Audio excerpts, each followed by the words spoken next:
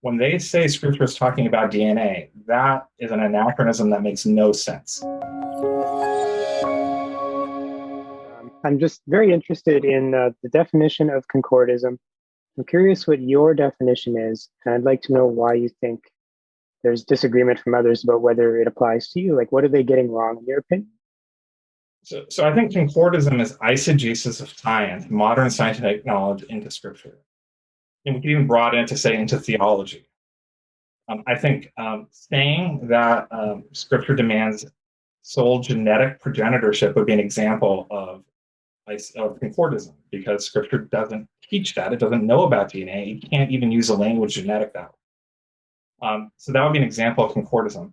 Now, I think what people are struggling with is that if you look at someone else's interpretation and disagree with it, and their interpretation has some sort of consilience with natural sciences, then it's just too tempting to call it concordism when it maybe isn't. Maybe they came to it separately just from reading Scripture, and then there's like this happenstance.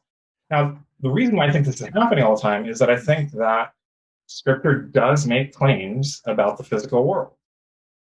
And science makes claims about the physical world. And it's the same physical world. There's different sorts of claims and different sorts of language. So we should expect some sort of consilience or harmony or resonance between those, not merely by just making everything mythical, but recognizing that there are things that they're going to be consilient. Not that science is trying to prove Scripture or Scripture is trying to give us science. It's just that they're describing the same thing in different ways. And I think that reality is what causes people at times to look at someone they disagree with on Scripture and call them to be concordist, when in reality, we should just be understanding that these are two different ways of describing the same thing, the same physical reality. And maybe concordism isn't really the right thing we should be doing unless we can really say you're taking a scientific concept that they couldn't possibly have believed at that time and putting it into their mouths right now where they couldn't possibly mean it.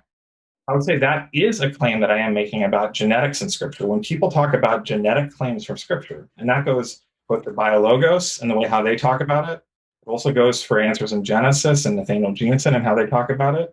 When they say Scripture is talking about DNA, that is an anachronism that makes no sense. That is an example of concordism.